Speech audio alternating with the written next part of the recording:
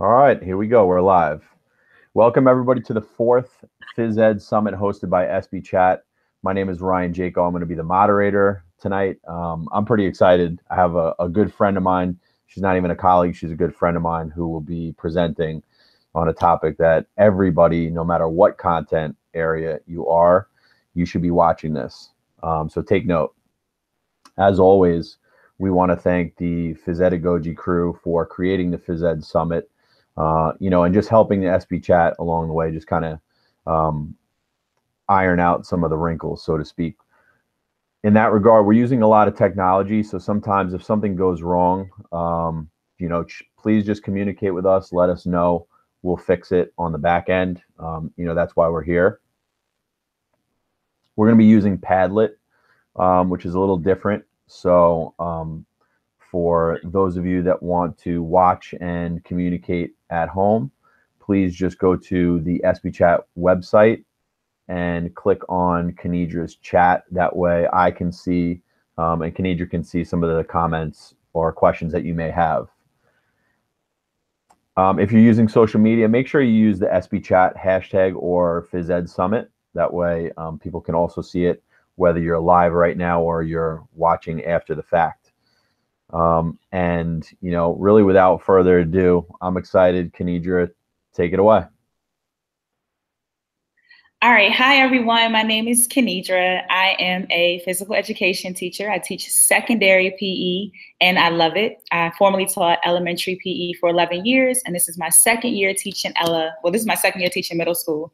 Ryan, as he said, is a huge friend of mine.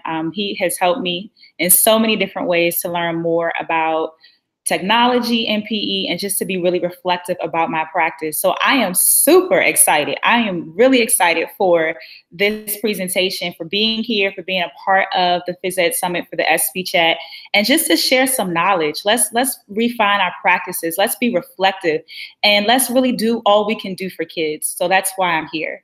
So super excited. Shout out to the ESPEChat team. They are amazing. They're awesome, and I'm just glad to be here.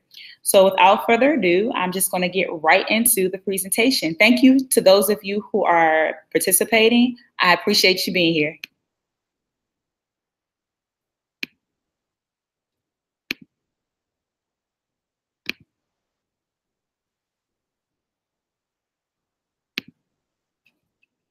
All right, so I am sharing the presentation with you and just going to walk you through it. Okay. All right, so as I said, my name is Kennedra, and the title of this presentation is My Students Don't Look Like Me, Culturally Responsive PE. So just a little bit of background about me. This is my 13th year of teaching. Shout out to that. Woo woo. It is awesome to be in this profession for 13 years. I'm excited about that. I'm glad to have learned all I have learned. I have taught in 2 different counties in Maryland, and it has been an awesome ride. I am a nationally board certified teacher. Shout out to all of my nationally board certified colleagues. That's an awesome certification to have because it really helps you to be more reflective about your practice. I am also the president of MAFERD, which is the Maryland Association of Health, Physical Education, Recreation, and Dance. We do a lot of professional development for our membership, and we highlight some really best practices in the state of Maryland in regards to health and physical education. One thing that I love that we do is that we have demo schools where you can go and see best PE and health in practice. And finally, starting next month, I will be an educational doctorate candidate in the University of Maryland, College Park School System Leadership Program. So I'll be learning a whole lot about school system leadership and how to transform schools just by being a better educator. I'm really proud of my niece and nephew. They're both in college right now. Shout out to them. That's awesome to have 2 family members in college at the same time. And I'm just excited for anyone who sets goals and has a plan to reach them, because it can be very difficult, especially in education when there's so many different obstacles. But anytime people set goals and they reach them, I'm excited about that. I'm grateful for my parents who raised me. Both of my parents are still together, and I'm grateful for that. I love my family, working out, traveling, and learning. I am a fitness instructor. Cardio kickboxing is my favorite workout. If you haven't done it, I highly recommend it. It burns lots of calories, but it's a great stress relief, especially for the work that we do. So I love fitness. I also enjoy yoga. It helps me to practice mindfulness and to really be present in the moment. And it helps me to relax and to really be calm, because what we do as educators is not a small feat. And so sometimes it's just important to just have that de-stressor. And yoga does that for me. I love adventure type activities. I've gone skydiving. It was awesome. If you're into that kind of thing, I highly recommend it. If you can see in the picture, I jumped out of the plane with a smile on my face because I enjoyed every minute of it. And I also enjoy vegan food. It's delicious. I am vegan, and for me, it's about being healthy. So that's very important to me. Again, shout out to the members of the ESPEChat, Matt Bassett, who is awesome with technology. Like I'll message him on Twitter and he says, yep, I can do that for you, or this is what you do, makes things very simple. Rich Wiles, I've known him for a few years now as a member and board member of Mayford, and he always has great ideas, and he's always intentional about us being reflective about professional development for our teachers. So Rich, I appreciate all that you do. Stephanie Sandino made the awesome advertisement for the ESPEChat Phys Ed Summit. So what you see, the posters that are going around Twitter, she made those. And I think that's amazing because I don't know how to do it. So I think that's awesome. And Ryan Jaco is the one who approached me about presenting and has helped me along the way, making sure any of my questions were answered and that I knew exactly what to do. Ryan is a friend. We taught in the same county previously and up until last year. And then we both transferred to a different county. So we've been together for a few years now, and our friendship has grown. We share about our families, about teaching, and about where we want to go in our careers. And it's always nice to have someone you can talk to and share anything with. So I appreciate you, Ryan. So what is culturally responsive PE? One of my favorite subjects to talk about because there's a lot of information, and it's about working with kids and making sure that we're doing the best by them. So I'm excited about this subject. So basically, culturally responsive instruction, and this applies to physical education and health education, is using the cultural knowledge, the prior experiences, the frames of reference, and performance styles of ethnically diverse students. What you're trying to do is you're trying to take students' background, you're trying to take their cultural experiences and bring that into the classroom to make knowledge and learning experiences meaningful and effective for your students. So taking who they are and using that to help them to learn.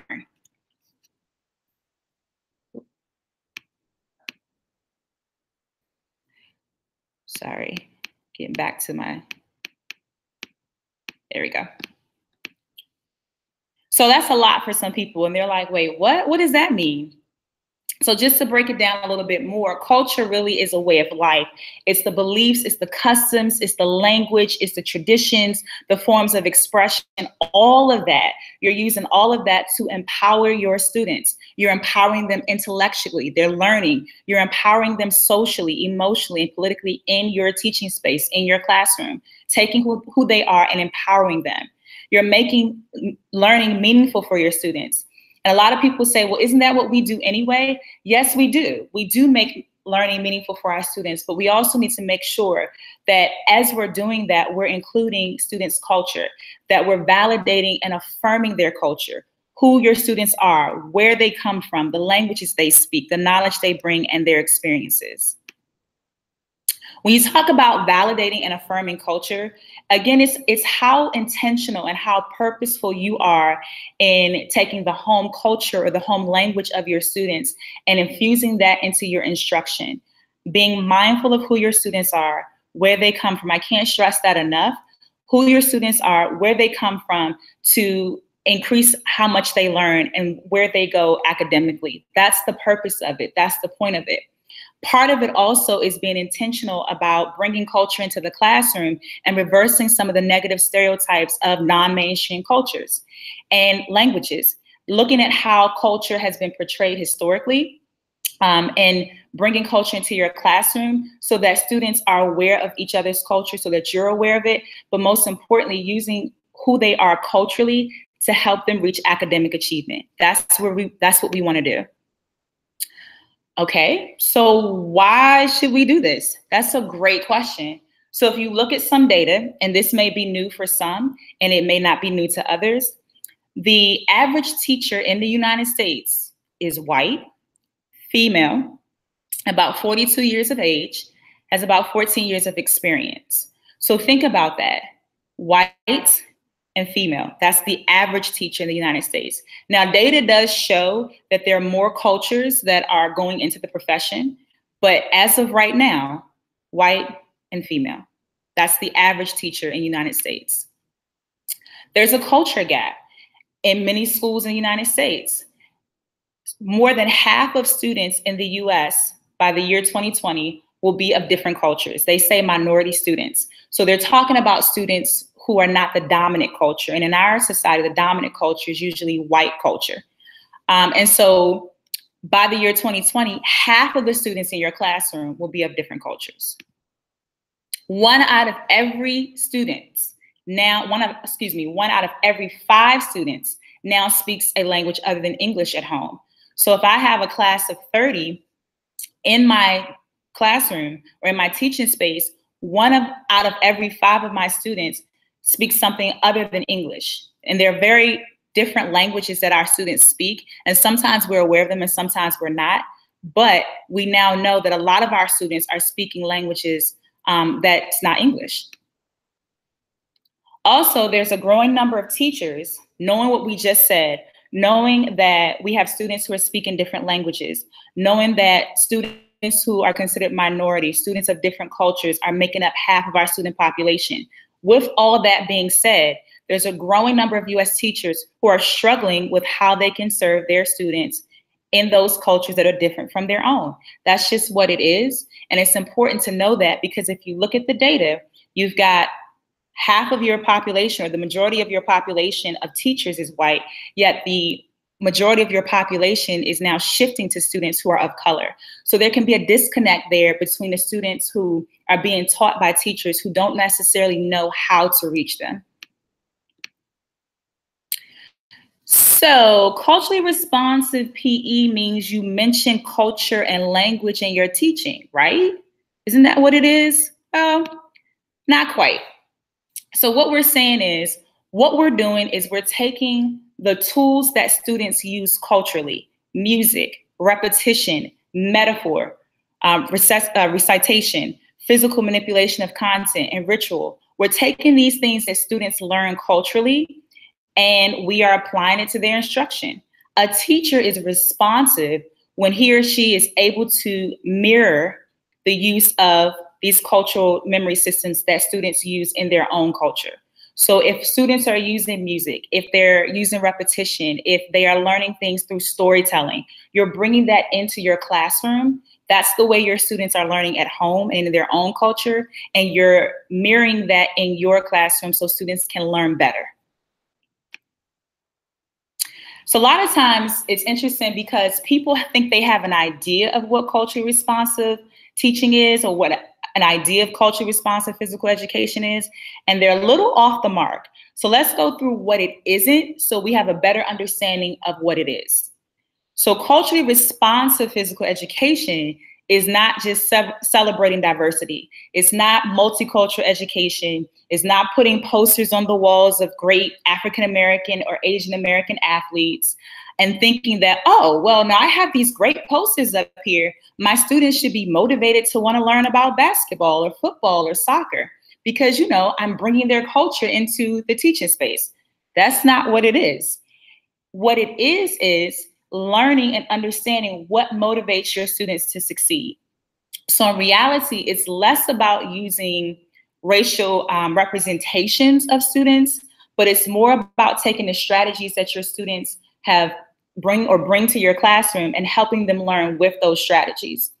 These are the strategies that their moms, their dads, and their grandmothers and other community folks have used with students to teach them life skills and basic concepts. And a lot of this is before they even get to school. So for example, if in my culture, in my history, family members have taught lessons through storytelling, a culturally responsive educator would bring that into the classroom. Now in PE, you might, you have kids up and moving all the time. So you probably wouldn't use storytelling in that regard in a PE setting. However, as we go through, I'll show you some activities that I use to help me to connect with my students and help to validate their culture in the PE setting. All right, so another thing it's not. Culturally responsive physical education is not social justice education. I love social justice education, by the way. But what happens is people get this confused. So social justice education is about building a lens for the student so that they're able to look at the world and see where injustices are, to see where there's a lack of equity. And we know that equity is when people get what they need to succeed. It's not necessarily everyone getting the same resources, or the same tools or strategies.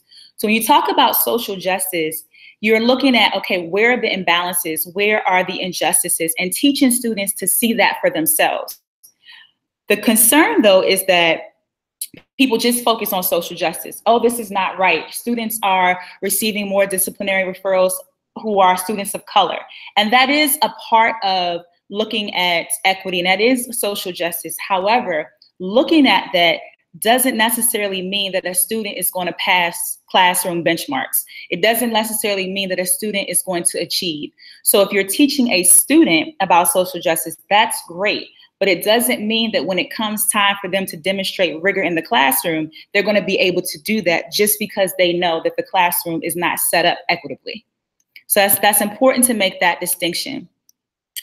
Culturally responsive physical education, as well as culturally responsive education, is not just about building relationships. A lot of times people say, okay, you've got to build relationships, and that's true. You always need to build relationships with your students. That's extremely important, not taking that away.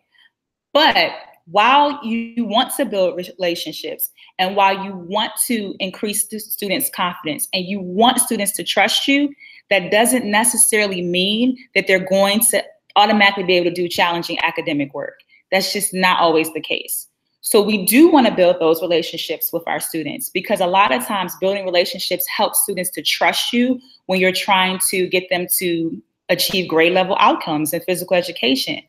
But just because they trust you and you've built that relationship doesn't mean they're going to be able to do cognitive higher order thinking or do high level problem solving. That's not always the case. So one doesn't necessarily equal the other. Building relationships doesn't equal culturally responsiveness, and people tend to get that confused. So how can I make my PE class more culturally responsive? That's a great question.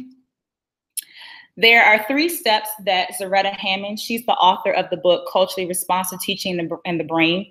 She gives 3 steps. And I like the fact that she gives 3 steps because they're very simple. And I feel like in physical education, we can always use these 3 steps because the nature of what we do is social, interactive, and movement.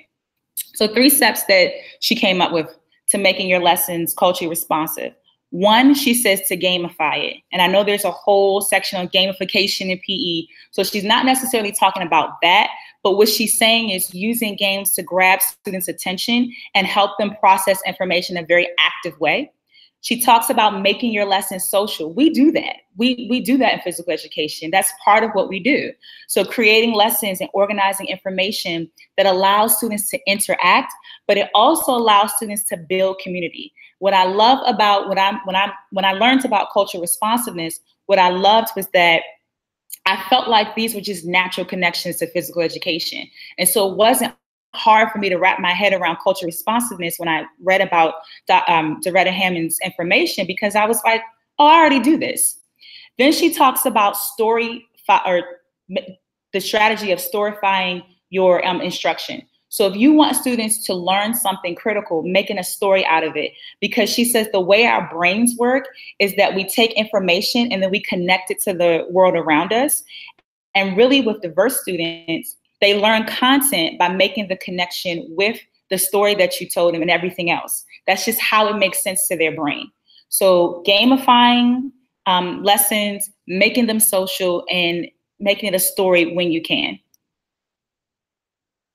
Okay, so it's starting to come together a little bit. Let's see what else this looks like. So what does culturally responsive PE look like in a PE class? Great question. So what I did was I took 3 different activities that I had either been doing with my students, or I created or I modified for different purposes. One, I wanted to make the activity social. I wanted to build community in my classroom. I wanted to value and affirm my students' culture in my PE classroom. And I wanted other students to value and affirm other students' culture as well. So there are 3 activities that I'm going to show or demonstrate. And hopefully you can use these activities in your own teaching space. The first activity is called greetings. So I used to teach elementary physical education. As I said, I loved it. And I would always have kids doing their locomotor skills. They'd be jogging, hopping, skipping, walking around the gym. And so one day I said to myself, how can I learn more about my students as they do this? And so what I did was I had them greet each other. And I asked them to go around the room as they were skipping, as they were hopping, as they were jogging, galloping, and greet each other in different languages. And I put the music on, which is also another part of bringing in culture, because in some cultures, music tells stories. Music gets students learning. So I had the music on, my students were moving, they were greeting each other, and they were sharing parts of their culture in this activity. So after the activity was over, I asked students to tell me, what languages did you use? And within about 5 minutes, I learned that my students spoke Spanish, French, Yoruba, Urdu. I mean, it was a plethora of languages that they spoke. And I wouldn't have necessarily known that if I hadn't have done that activity the way I did it. Could you use this at the secondary level? Absolutely. You may not be doing locomotor skills, but what you could do is the first week of school, students are jogging or walking or whatever it is they're doing as their warm up, have them greet each other.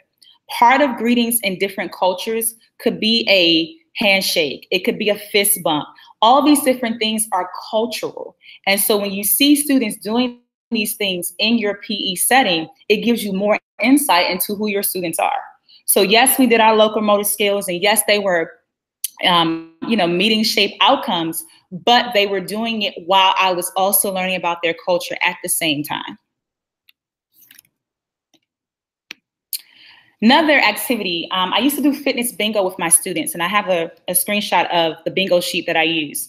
And so what I would do was I would give this sheet out to my students. I put it in plastic to make it dry erase so that I could use it for multiple classes. I've used this with my elementary students, grades 5 and 6, and I also used it with my secondary students. And what I would do is I would give the students a bingo sheet, and I would have them go around the room and do different fitness exercises. Each box, each bingo sheet had a fitness exercise in it, but it also had a prompt. And so the prompts were things like, I have so many siblings, my favorite holiday to celebrate is, another language I speak is. And students had to walk up to a classmate, and they had to, one, have the classmate fill out one of the boxes. So you could say my favorite holiday is Christmas, and your classmate would write their name in the box. And then there was an exercise in that box. And so let's say the exercise was jumping jacks. Students had to do that exercise with the person who filled that out. So this is just an example of what it looks like. Now, students would come back to me and they would say, I got bingo, I filled out 5 boxes. And I said, no, bingo is when you fill out the whole sheet. So the purpose was to build community, because students had to interact with all of their classmates. They also had to fill out the whole sheet, so they couldn't just interact with 5 classmates and that be it. So there are about 20 boxes, and they had to interact with at least 20 different people. Some of the prompts included, I love to celebrate. I speak another language called. I can write in a different language, and the name of that language is. I have so many brothers and sisters. I've traveled to a different state, a different country. My favorite tradition is. And so we would go through, and I would play this bingo activity with them as well. I would write my name in some of the boxes, and I would do the exercises with my students. So at the end, you would have a different person's name in each box, and you would have done a fitness exercise with at least 20 different people in your class. So one, we're making it social. Students are talking to each other. They're interacting with each other. They're up and moving, working on their fitness components. And at the same time, I'm telling them, I value who you are. I affirm who you are. I want to know more about your culture, and I want to bring your culture into our classroom. We're just happening to do this using our fitness components. I really want to stress that it's not as difficult as people think it is to be culturally responsive. It just requires you to be intentional and purposeful in your instruction. Fitness components is what we were already working on. But what I did is, instead of just including exercises in the box, I put different prompts to help me validate my students' culture and say, hey, look, I want to know more about you, and I want you to know more about each other, and I want to build a community while we're doing it. So that is one way that I included my students' culture in PE. Hey, Kennedra, question. What if you have a student that kind of pushes back and is not really into doing the fitness bingo? How would you handle that? Let's say, you know, behavior is more of the factor in that situation. That's a great question. And I think you would handle that situation, at least I would handle that situation as I handle any situation where students are reluctant to get engaged in PE. I usually have an alternate activity for them to do. So for example, for that student, I might say, okay, can you do the exercises and just do them on your own? And then I would have a conversation with that student when their classmates are not an audience and find out what was going on. Maybe they didn't want to be socially interactive. Maybe they were having a bad day. Maybe there were some other issues going on there. But what I would definitely do is give them a different exercise to do, or allow them to do the fitness exercises on their own. And then I would have a conversation with that student when it's just the two of us and say, okay, what was going on today? Is this something that you're not interested in, or was there something else going on? I think with students, I never say force them to do things, but make the activity such that they would want to engage. A lot of times I've seen students not want to be involved, and then when they see all of their classmates are actively engaged in something, they may be reluctant at first, and then they come along and join. Right, that goes to relationships as well. We have another question. Sherry Welsh, she says, in fitness bingo, what do you do if you have students who struggle to read? That's a great question. So what I have done in the past is, well, actually on the fitness bingo, the pictures, you can tell what the exercises are because I have pictures there. I've used this with elementary grades 5, and I have elementary 6. I've had elementary 6th grade in the previous county I taught in. Sometimes I pair students up. So if they have a friend in the class who may be a better reader than them, then you can go with your partner. You can go together. I've had students who come up to me and pointed to different boxes and asked me what it said. And so I would say, you know, this is asking you what's your favorite holiday. And they go, oh, okay, well, I like such and such. Okay, so just write that in. So it just depends on how you want to do it. The document is Microsoft Word. So if you decide you just want to use pictures instead of actual words, you can definitely do that.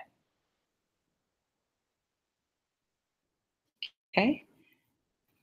So a couple of different things I wanted to share as well.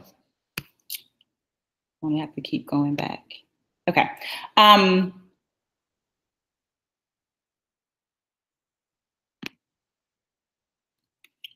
So another part of cultural responsiveness, as I said before, is how you build your community and how you validate and affirm students' culture in that community. So what I did was I created an invasion activity where students can try to learn as many cultural aspects as they can, as well as learn how to include or be inclusive of those cultures in our teaching space.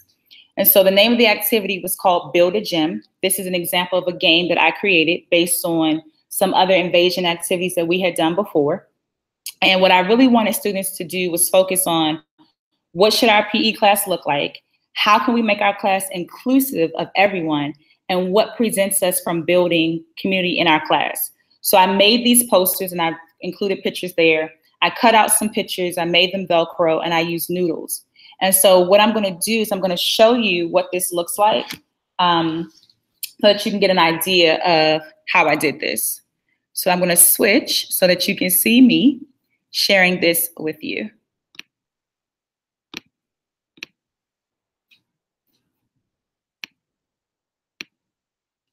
All right, so what I did was I took a poster and I put Build a Gym at the top.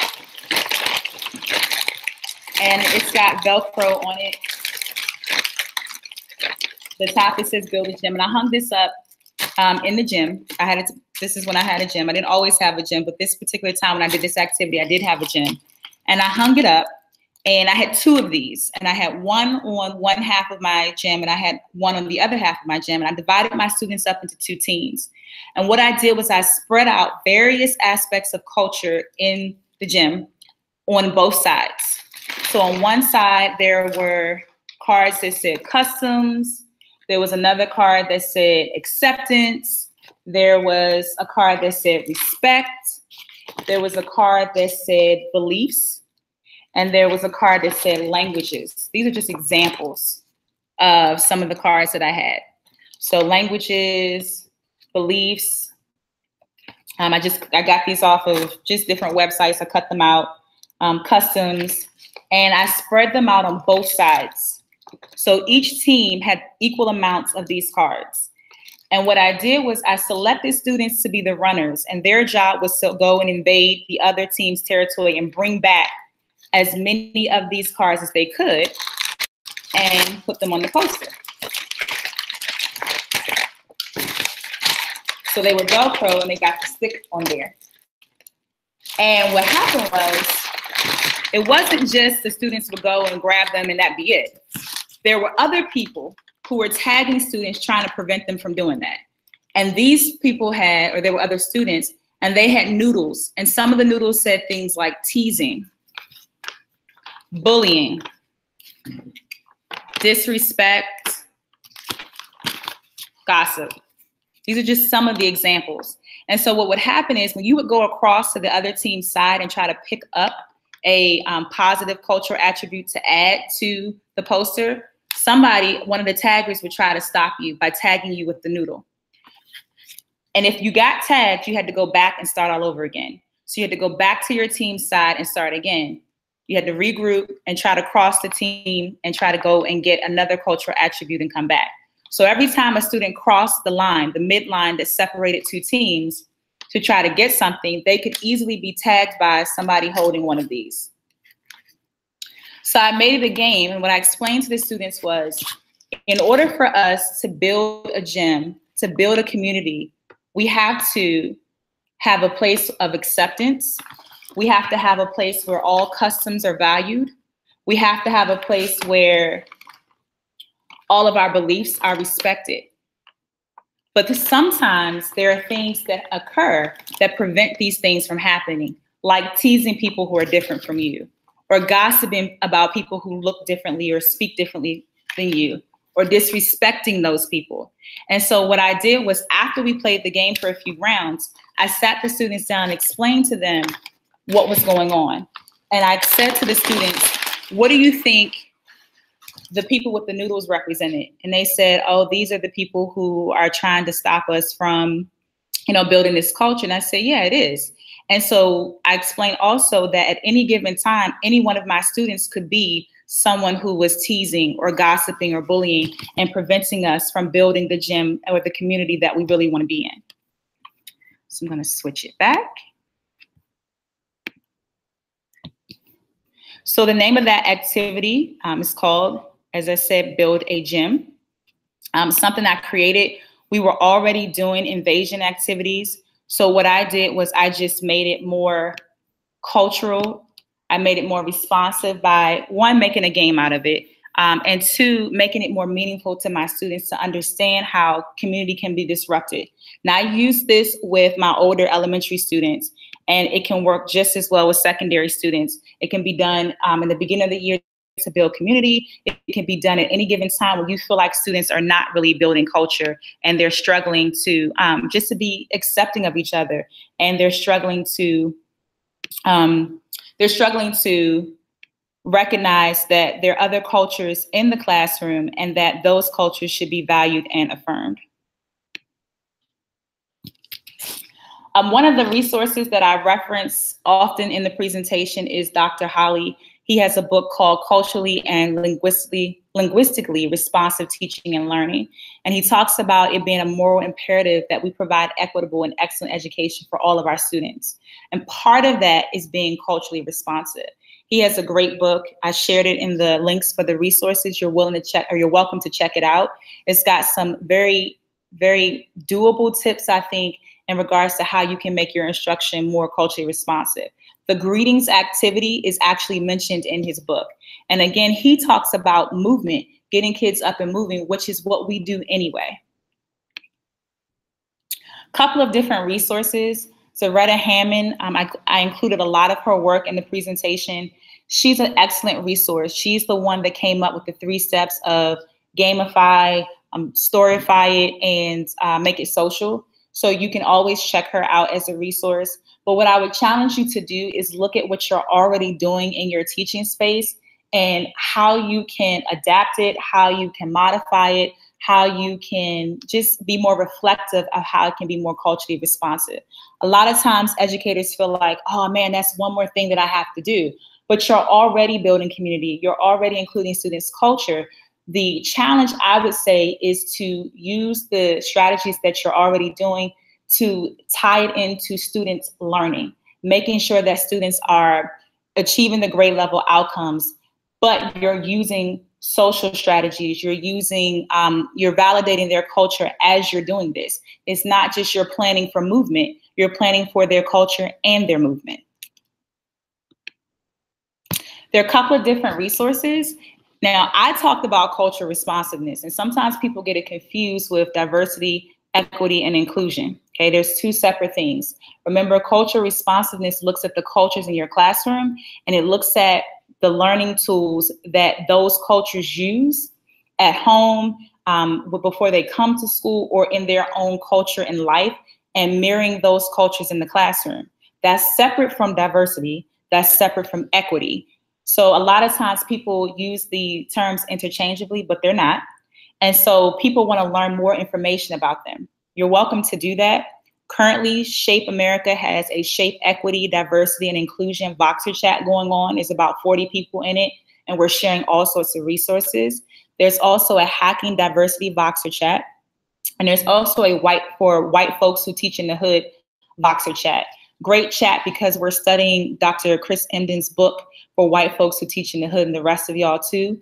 And he talks about specifically taking the culture of different students, African-American students, and how they learn and using that in your classroom. So how do you mirror how they learn at home? There's also a few people to follow on Twitter. I've learned a lot about them, and we've had some great dialogue about cultural responsiveness, equity, diversity, and inclusion. Tolerance_org is a great Twitter handle to follow. They also have a website. Valerie Brown is a great Twitter person to follow. She does some excellent chats about these types of topics. She also talks about race and equity in her chats. Justin Slider at Slider Justin, also another great resource. We have some really engaging conversations about equity and social justice. And we also talk about cultural responsiveness. And Ready for Rigor is Zaretta Hammond, who I referenced in the presentation. That is her Twitter page. If you have questions, and I always have questions because it's just so much information, but if you have questions, you can definitely reach out to me on my website, at my email at Kennedra_Tucker at hcpss.org. I'm also on Voxer. I'm on Twitter as well at Miss Tucker Rocks PE. And you're welcome to send me any questions or any comments that you had, or share any resources that you use in your own teaching space. I've come up with resources based on my students and what I do, but to share the resources and create a wealth of knowledge would be great as well. All right, Kennedra, I got a question for you. Sure. So I know you for a long time now, and you are a natural born leader. Let's say next year you have a new teacher that comes into your program, and you're co-teaching. She has never experienced any other culture other than her own. What would be the one piece of advice or the one thing you would tell him or her to focus on for that particular school year? Well, first, I like how you said one piece of advice, because I feel like sometimes when we get this information, we are overwhelmed because there's so many parts to it. So the one piece of advice that I would probably give to the new educator is to learn as much, and I think we do this anyway, learn as much as you can about the students in your classroom. Learn as much as you can about the individual students in your classroom and how that class functions as a whole. So if that means going to the school counselor, if that means going to talking to parents on the phone, hey, I have your son or daughter in my class, and I was just wondering, what's the best way to reach them? Learn as much as you can about the students in your room, because just by doing that, it will open up so many different ideas and conversations about who your students are. And then you can start to build on that knowledge of how to teach them. I think people try hard, and they don't always know what they don't know. So you can start by learning first, who's in front of me every time I teach? Who are these students? What makes them tick? How do they learn? Where do I get more information about them? I think that really is, to me, where you would start. So I had a few questions to anyone who is listening in, anyone who has had any work or not with cultural responsiveness in their classroom or in their teaching space, or they work with students of different cultures. And one of my questions is, what is your experience working with students with different cultures? Anyone is welcome to answer that question.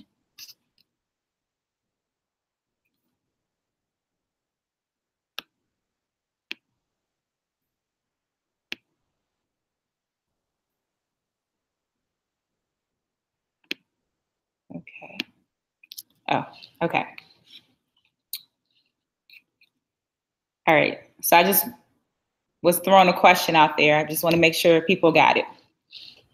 And I just typed it into Padlet as well. So we're going to give a minute or so. While we're waiting for some of the responses, Melanie Levenberg chimed in and she said, this workshop should be mandatory module for all educators to do before getting hired. Amazing content. Thank you, Melanie. I appreciate that. Well, and this is something I would say too. And we were talking in the Shape Equity chat. This just came up, I want to say about 2 days ago. Shout out to Stephanie Sandino, because I'm going to use you as an example. And she talked about how in her district, they don't always have professional development around topics of equity, social justice. And what I said was, there are two things you can do. Number one, write your professional development department in your district and say, we don't have this and we need it. So if you feel like there's not enough information in your district, in your school, go directly to the professional development office. They usually have one in districts. I don't know about the smaller districts, but I know the bigger districts that I've worked in, they do have them. And say, hey, we need professional development as educators to directly impact our student achievement, because a lot of things are tied to student achievement. We need professional development on these topics to help our student population. Write them, email them, and if they don't get back to you, email them again. The other thing that you can do is, when you get information, if you found this presentation to be helpful, if you've read a book, if you have gone to a presentation, go back to your school, go back to your district and present the information. A lot of times people think, well, I'm not Dr. So-and-so. I didn't study this in school. Doesn't matter at that point. What you're doing is taking the information that you learned and you're presenting it to other people who may need it. You never know who may have had a question. So go back and present the information. And if you're not comfortable presenting the information, hand it off to the people in your school and say, hey, I found this information. I found this workshop to be helpful. Can we share this in some way with the people in our district or the people in our school? We have got to be the ones who push this kind of conversation, because it's not going to always come from the top down. It might come from the ground up. We had a comment, just escaped the Padlet page, but they basically said that they work at a Catholic school and 100% of their students are ELL, Spanish speaking, and they do not speak the language. The person who's asking the question does not speak the language of the students? They were just sharing their experience that they teach at a K-8 Catholic school and it's 100% ELL and they do not speak the language. Okay. So certainly a challenge, but definitely doable.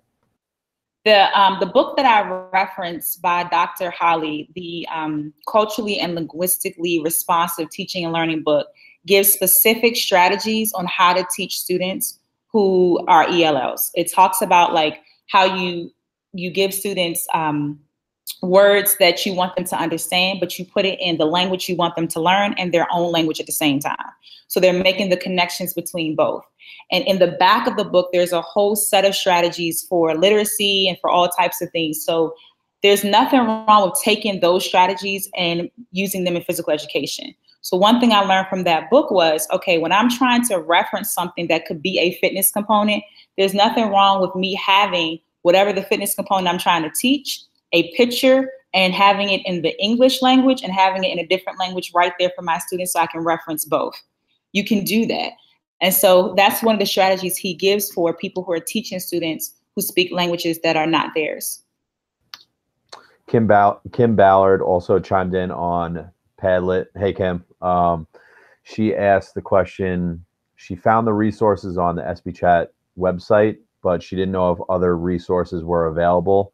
Now, I would say, without even your response, that you're a person that is always willing to share and always willing to have a good conversation. We have great conversations, and I learn stuff every time we talk.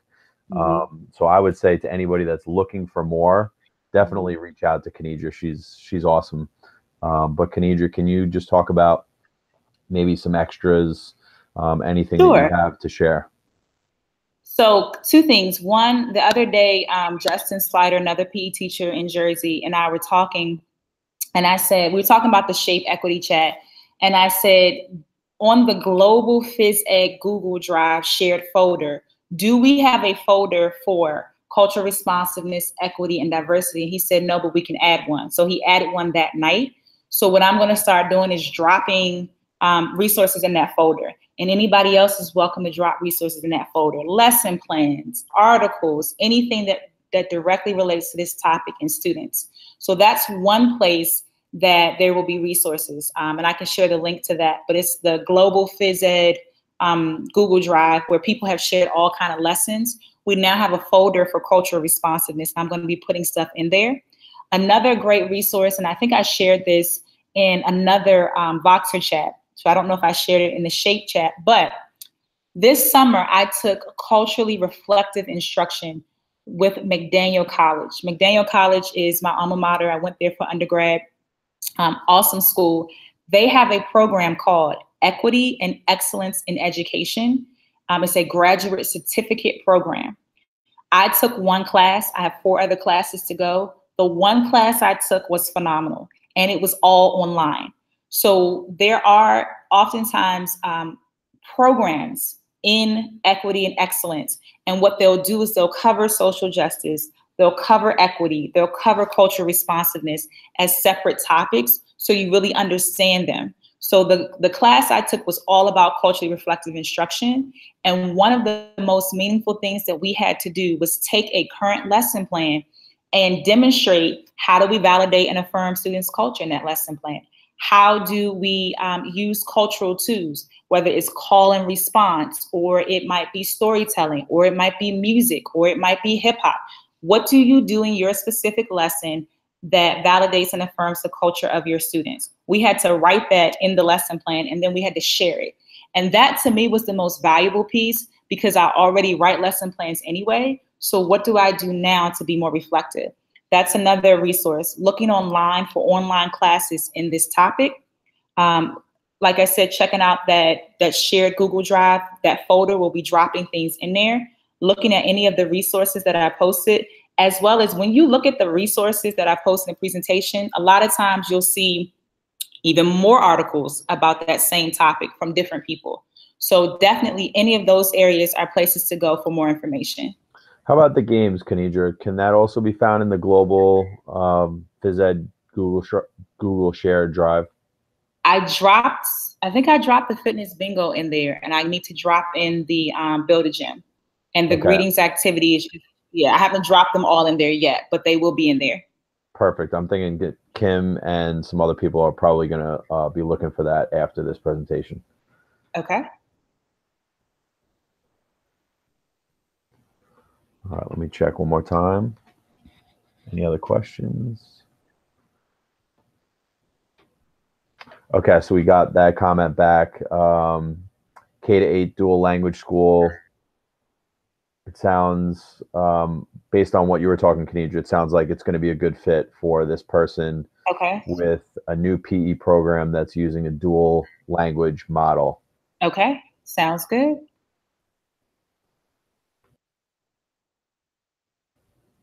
Do you have anything else, Kennedra, that you're sharing for today? I don't have anything else to share, but what I will say, as I guess as a closing remark, is to be mindful of the fact that even though there's a lot of information and everything is connected, these are different topics. So, like I said, one of the misconceptions people have is that, oh, well, equity, social justice, cultural responsiveness, I'm advocating for my students, so I must be good. These are different topics, although they connect. So what I would encourage people to do is to learn about each one of them. Study cultural responsiveness, study equity, study social justice, and then understand how they all work together. Because sometimes people go, oh, well, things aren't equitable, but they don't have a knowledge and history of why they're not. Or sometimes people study cultural responsiveness, but they don't understand that when they're not including students' culture, they're only teaching one way, and that makes things not equitable. So I would definitely say do your research on each of the topics, even though I only covered cultural responsiveness. Do your research on equity, do your research on social justice, do your research on each of the topics to really understand how they're all connected, because people interchange them and that's not always the case. Sure. I mean, even, we were talking earlier, I read blog posts and, try and stay current on information, but a lot of the information that I remember comes from conversation, Right. some of the conversations that we have. Right. So I would tell people, don't be scared to talk about the topic. It's only stupid if you're not having the conversation. Right. And I think it was Stephanie when I responded to her in the shape Voxer chat. I said, you may not be comfortable presenting on something, but you can also say, hey, at 3:00 we're going to meet in my class and we're going to talk. We're going to talk social justice for about 20 minutes and sound off ideas from people in your own building. That's professional development. You don't have to be certified or you don't have to have a certain degree to do that. And so what you find is that you learn a lot of information just by having that conversation. And if you want, you can make that a regular activity. All right. So first Mondays of every month, we're meeting in so-and-so's classroom and we're talking cultural responsiveness. And remember that it's not just, oh, I'm putting up posters, I'm doing Black History Month. That's not what it is. It's looking at tools, strategies of different cultures and what they use to directly impact student achievement. That's what it is. All right. Well, I'll say my thank you to you in a minute, but anybody that's watching that uses a certificate of participation, please go to our website. You can click on that to show your participation and your growth if you need to do so. Thank you to the rest of my ESPEChat team. We all have different tools in our toolbox, and you guys and ladies, you make things run very smoothly and make it look easy. So thank you. Thanks to everybody that's watching. And last but not least, Kennedra, I mean, there's nothing more to say. You're awesome. I have no doubt that the knowledge that you continue to drop makes people better. And please don't stop, because I know, like I said earlier, I learn every time you and I have a discussion. You can always watch this session over again. It's on our YouTube page. It's on our webpage. We have plenty of other sessions, so feel free to go back and watch it anytime. Last but not least, Kennedra, I'll let you have the last word, because you did an amazing job. Thank you. I'm very grateful to the ESPEChat team. Ryan, like I said, he made me comfortable with, this is my first time presenting. I'm at the Phys Ed Summit for the ESPEChat. And so just making sure my links work and my video and all of that, that was Ryan. I really appreciate it. Rich also encouraged me to present as well. So the ESPEChat team, I look forward to the ESPEChats on Tuesday nights. And I have shared this with Ryan, he knows it. I also shared it with other educators in my district. 3 years ago, I was ready to quit teaching. And then I found the ESPEChat through Ryan, and I did not quit because I was connected to so many other physical educators who really helped me with instruction and be more reflective. And so I just got re-energized. And that was through an online network. Yes, we were friends in person, but through his connection of connecting me with other teachers, it really saved me from burnout. So I really appreciate that connection and that friendship. And I appreciate the professional learning community. That's the ESPEChat. All right. Well, thank you again, Kennedra. I'm going to sign off. Okay. Just a reminder, ESPEChat starts this Tuesday. So continue to check our website and look for topics for this upcoming season. All right. Thanks again.